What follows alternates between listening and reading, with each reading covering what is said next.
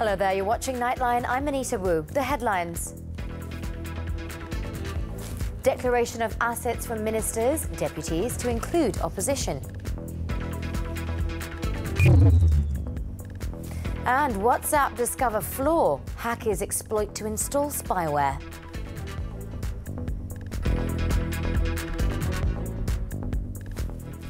We begin with our headlining story. Ministers and their deputies will soon have to declare assets to the Malaysian Anti-Corruption Commission, MACC. Prime Minister Tun Dr. Mahathir Mohamad, who made the announcement on Tuesday, also said asset declaration would be part of the Minister's Key Performance Index, KPI. Speaking to the media after launching an initiative in Putrajaya to improve the civil service delivery system, My Portfolio, the Prime Minister said the initiative will be extended to include parliamentarians, even those from the opposition in future. Well, because even the opposition have exercised some power. For example, they have the power of criticizing the government. So for a fee, they might voice the criticism made by somebody or other. So they also must declare their asset. Tun Dr. Mahathir was then asked when it could be implemented. We have to go through the Speaker of the Dewan Rakyat before this can be initiated. The remaining 4 proposals of the National Anti-Corruption Action Plan are to impose a limit of 500 ringgit for gifts, which are restricted to food and flowers, for ministers to chair meetings on governance, integrity and anti-corruption, to increase transparency in public procurements, and to implement an anti-corruption plan at the organisational level. Stressing the government's efforts to combat graft, the Prime Minister said legal action will be taken against those involved, even those who have retired, in the ongoing probe over the Defence Ministry's land swap scandal.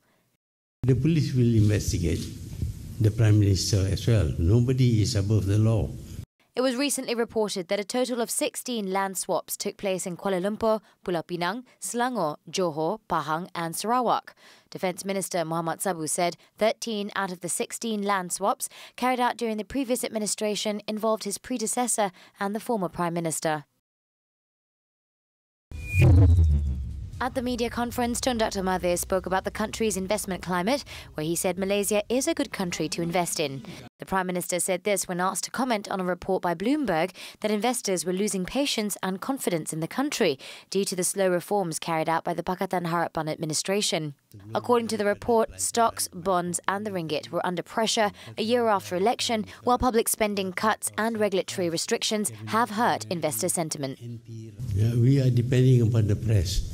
Like you, for example, you see the list of things where we scored very high. Obviously, this is a good country to invest money in. But great experts write in the press that Malaysia is very bad, as if we are going through a war or something. But actually, we are performing very well, and the investments are coming in. But please report the truth. Don't report fake news. Although we don't have the law here. Earlier, Tun Dr. Mahathir launched a workplace guideline for the public sector known as My Portfolio. The guideline aims at creating a conducive environment to make the civil sector more efficient. Saya ingin memperingati semua anggota kerajaan bahawa sistem ataupun cara melakukan sesuatu walau bagaimana baik sekalipun tidak akan berjaya jika pengamal sistem tidak gunanya dengan jujur, disiplin dan semangat. The My Portfolio initiative is developed by the Malaysian Administrative Modernisation and Management Planning Unit, or MAMPU, which lets civil servants know what is required in executing their duties. It also spells out the parameters and the connection between them and other offices. Tun Dr. Mahathir said the government remained committed to boosting Malaysia's competitiveness at the international level. The latest Ease of Doing Business report 2019 by the World Bank showed that Malaysia had risen from 24th place to 15th place among 190 nations.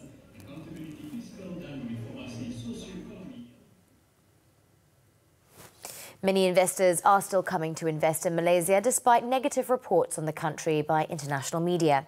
International Trade and Industry Minister Datuk Darryl Liking said, as a new government, Malaysia is facing many challenges, including perception issues compared to other countries in the region.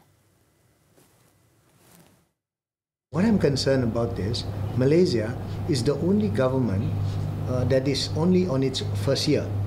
The rest of the countries surrounding us in Southeast Asia have not had a change of government for the last 4 or 5 years. And even some of them have continued after 5 years. So we take the challenge, and we believe that there may be elements as well that would like to make Malaysia not a destination. Because with our Prime Minister, with the leadership that we have in many of our states, the investors are very confident to come in. Despite the negative reports, he said the government is committed in continuing to establish investor-friendly environment. He was commenting on a Bloomberg report yesterday which alleged that global funds are bypassing Malaysia in favour of other countries as they fail to see reforms as promised by the Pakatan Harapan government.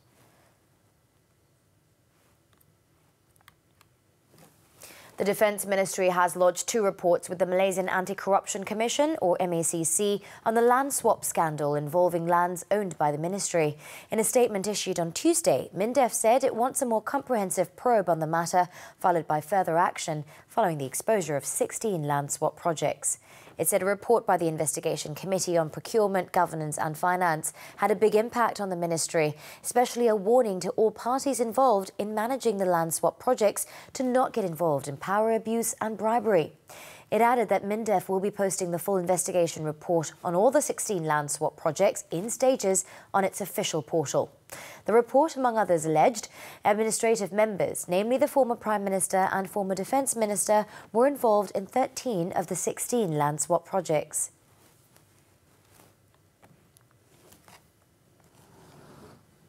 Datuk Seri Muhammad Najib Tun Razak's alleged instructions to the Retirement Fund Incorporated, or KWAP, to approve loans to SRC International Sdn Bhd in 2011 were not recorded in the fund's investment panel meeting minutes. KWAP's Legal and Secretarial Department Vice President Azlida Mazdi Arshad admitted this on Tuesday when questioned by Defence Counsel Havinderjit Singh during the former Prime Minister's corruption trial involving 42 million ringgit in SRC International funds. Azlida, in testifying to the High Court, agreed that the approval of a 2 billion ringgit loan to SRC International Sdn Bhd, a company worth just 2 ringgit at the time, was not forced down the throat of the KWAP. She also agreed with Datuk Seri Najib's lawyer that the decision to release the money to SRC International was done entirely by the KWAP investment panel, which has the final say on such matters.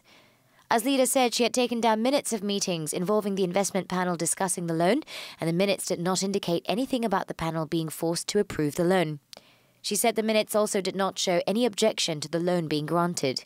Azlida was subjected to answering numerous questions about previously adduced evidence that KWAP had been forced to give out a 4 billion ringgit loan in 2 separate applications of 2 billion ringgit each to SRC International in 2011 and 2012 respectively. Meanwhile, the Kuala Lumpur High Court has fixed approximately 48 days of trial beginning January 6 next year for the hearing of Datuk Seri Najib's and former Treasury Secretary-General Tan Sri Muhammad Irwan Seriga Abdullah's International Petroleum Investment Company, or IPIC, case. Datuk Sri Najib and Tan Sri Irwan are jointly facing 6 charges of criminal breach of trust involving 6.64 billion ringgit of government funds for payments to IPIC. The dates were fixed by Justice Muhammad Nazlan Muhammad Ghazali during case management before the former Prime Minister's SRC International Sdn Bhd trial. Tentatively, the court has fixed January 6 to 9th, February 3rd to 5th, February 10th to 13th, February 24th to 27th, March 2nd to 5th, March 9th to 12th, and most of April 2020 as the trial dates. Justice Nazlan wants to block the trial dates to ensure that they are fixed. The trial dates are intermittent, as Datuk Seri Najib is also facing another trial with former One Malaysia Development Berhad, 1MDB President and Chief Executive Officer Arul Kanda Kandasamy for allegedly tampering with the 1MDB audit report, as well as 25 counts of money laundering and abuse of power of 1MDB funds amounting to 2.28 billion ringgit. In the IPIC case, Datuk Sri Najib and Tan Sri Muhammad Irwan had claimed trial on October 25th last year to 6 counts of misappropriating some 6.64 billion ringgit in government funds in 2017.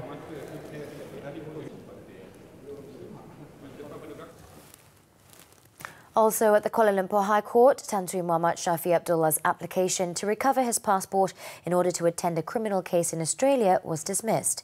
Judge Colin Lawrence Akira made the decision after hearing submissions from the prosecution and defence teams when the case was mentioned before him.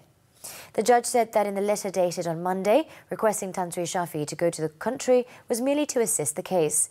And as it is for the purpose of translating in the Malay language, the judge said that he could send a representative from his firm. The court said that there was no compelling reason for Tan Sri Shafi to be in that court. Justice Akira further said that the whole rationale of requiring the applicant to surrender his passport in the first place was because of the serious nature of the charges he was facing. He said the possibility of a risk of flight could not be discounted, and so the application for the release of passport was dismissed. On September 13th last year, Tan Sri Muhammad Shafi claimed trial at the Kuala Lumpur Sessions Court to 2 charges of money laundering involving 9.5 million ringgit that he allegedly received from former Prime Minister Datuk Sri Muhammad Najib Tun Razak.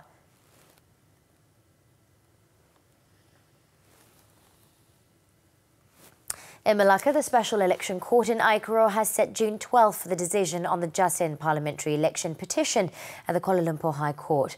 Counsel Munyandi Vestanathan, who is representing Pakatan Harapan candidate in the 14th general election for the seat, Datuk Sri Khairuddin Abu Hassan, said the hearing of the petition at the election court ended on Monday, and 44 witnesses had testified during the hearing. On March 6, the election court rejected the initial objection of Jasin Member of Parliament, Datuk Sri Ahmad Hamzah, to strike out the election petition filed by Datuk Sri Khairuddin as the petitioner and fixed full trial to commence on March 11th. In his petition, Datuk Sri Khairuddin named Datuk Sri Ahmad as the first respondent, Returning Officer Zamrud Yahya as the second respondent, and the Election Commission as the third respondent. Datuk Sri Ahmad defended the seat with a 219-vote majority in a 3-cornered fight last year with Datuk Sri Khairuddin and a candidate from PAS.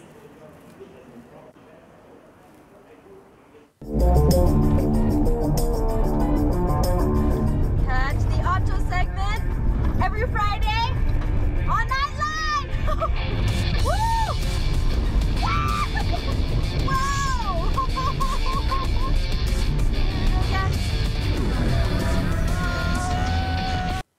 Welcome back, still on Nightline.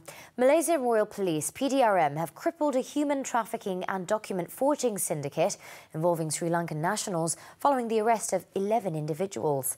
Inspector General of Police Datuk Sri Abdul Hamid Badur said 2 suspects, a local woman and a Sri Lankan, were arrested at the Kuala Lumpur International Airport on April 30th as they attempted to depart to Europe with fake Malaysian passports. He said 4 other suspects, 3 Sri Lankans and a German, were also arrested in Kuala Lumpur for suspected involvement in migrant trafficking activities. Further investigations led to the arrest of 5 more suspects, 2 locals and 3 Sri Lankan nationals in Selayang, Selangor on May 2nd. 5 of the suspects were probed under the Security Offences Special Measures Act 2012 and the Anti-Trafficking in Persons and Anti-Smuggling of Migrants (ATIPSOM) Act 2007, while the remaining suspects will be charged under Section 5, Subsection 2 of the Immigrations Act 1959. Investigations also revealed that the syndicate had been operating since mid-2018 with international connections across Sri Lanka, Europe and Malaysia.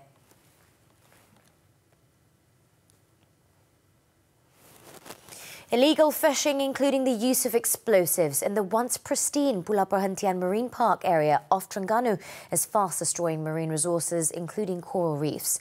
The situation is getting more serious lately, with the illegal activities now reported to have spread to several popular dive sites around the island resort. A 2-minute video footage recorded by a diver at Tok Kong Laut recently showed how the activities have caused immeasurable damage to the marine ecosystem. Tok Kong Laut, otherwise known as Temple of the Sea, is reported to be one of the best dive sites in Pulau Perhentian. According to sources, besides Tok Kong Laut, 2 other popular dive spots, the Rumbu Tiga and Vietnamese Wreck, were also badly affected. Although the incidents were nothing new, the authorities, particularly the Marine Park Department, has not taken serious steps to prevent it from recurring. The activities were reported to be masterminded by foreign fishermen, with the cooperation from some irresponsible locals.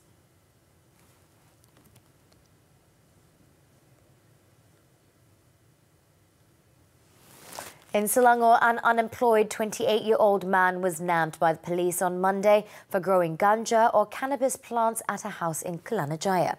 Petaling Jaya District Police Chief ACP Muhammad Zani Chet Din said, acting on a tip-off, police raided the house and seized a plastic packet containing 14 grams of ganja and 11 ganja plants.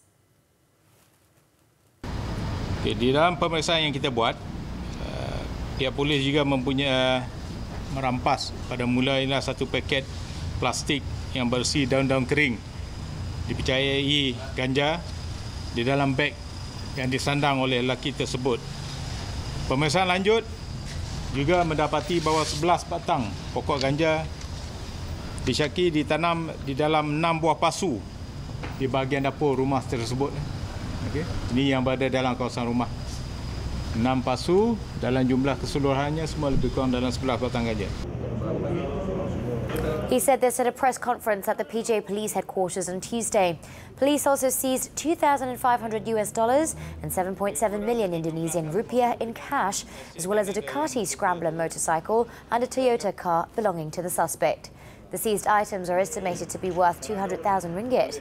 The suspect is remanded for a week from today until May 20th to assist in investigations under Section 39B of the Dangerous Drugs Act 1952.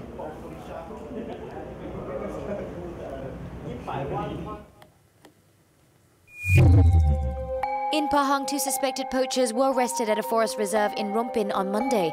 Authorities also seized 5 rifles and 70 rounds of bullets from the suspects. 2 men, aged 51 and 64, were arrested, while 3 others managed to flee.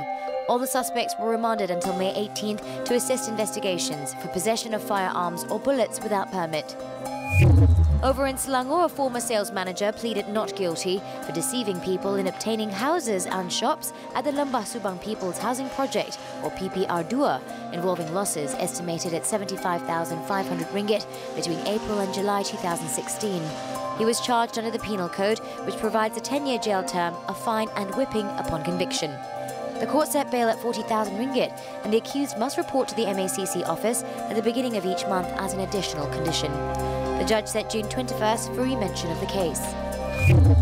Meanwhile, in Kuala Lumpur, a woman of Chinese nationality and 4 local men, believed to be Achin gang members, were arrested by the police for alleged drug trafficking in a 2-day operation carried out latest on May 9th.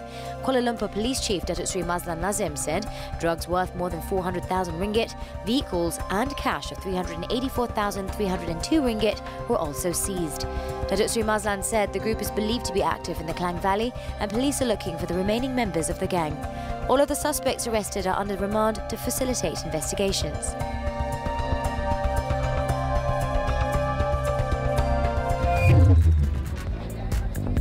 Sri Lanka imposes new nationwide curfew as violence worsens. Stay tuned.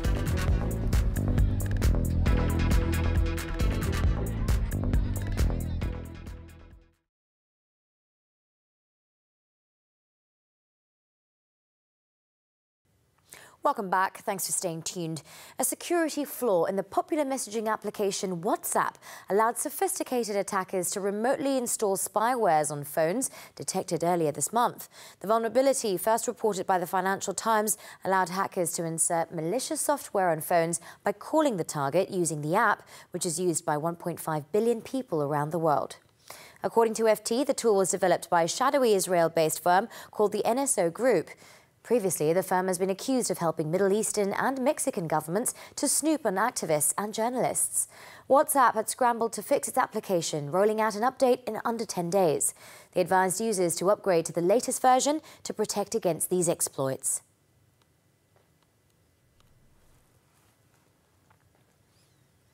Now in Syria, clashes between the rebels and the pro-government forces backed by the Russians on the rebel-held northwestern region Hama province have killed at least 42 fighters on both sides in 24 hours after regime bombardment on the region devastated health services.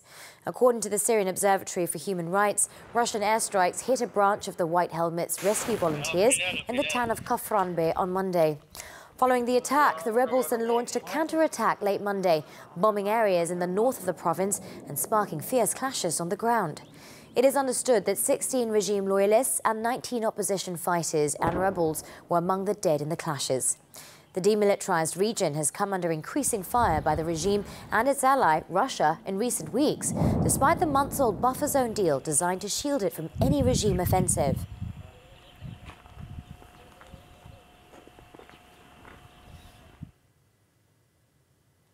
And in Pakistan, a Taliban attack left 4 policemen dead and several others wounded when a bomb placed under a motorcycle exploded in Quetta on Monday night.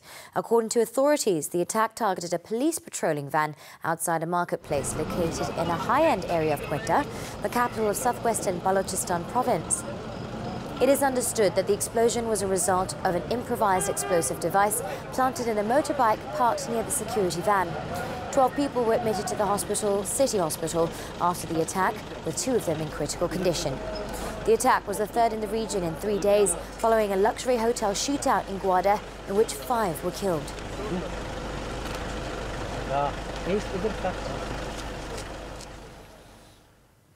The Sri Lankan government has ordered a nationwide curfew for a second night on Tuesday after a man was killed by a mob in an escalating violent backlash following last month's Easter terror attacks. According to the police, the curfew was earlier raised on Tuesday in all areas except the northwestern province, where the man was killed by a sword-wielding mob. It is understood that the 45-year-old died of injuries sustained when a crowd stormed his carpentry workshop in the Puttalam district. So far, 11 individuals were arrested for their alleged involvement in the violence. Elsewhere in the province, north of Colombo, mobs torched dozens of Muslim-owned shops, vandalized homes and mosques in a day of rioting. Police have warned of stern action against rioters and said that constables have been issued orders to use maximum force against those disturbing the peace.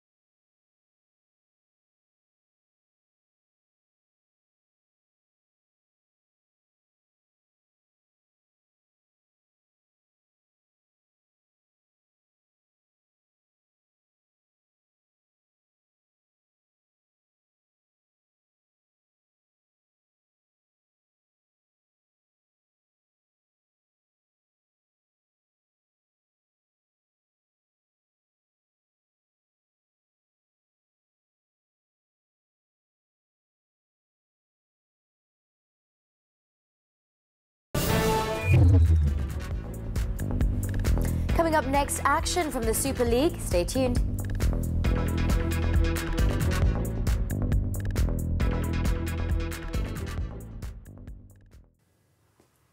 We're back with sports news now. Football, the Super League. 4 matches were played on Tuesday night. Kuala Lumpur edged PKNS FC 2-1 and Perak beat PKNP 3-1. Petaling Jaya City came back from a 3-goal down to outplay Terengganu 5-3. And Johor Bahru host Johor Darul Takzim extended their lead at the top of the standings following a 2-0 win over Pahang. Both teams proved a tough nut to crack until the 69th minute when skipper Haris Harun scored the opener to give the Southern Tigers a 1-0 lead. Akia Rashid put the results beyond doubt as he added the second in stoppage time, sealing another 3 points for the reigning league champions. Following the win, JDT sits at the top with 33 points, 8 points ahead of second place Pahang after 13 matches.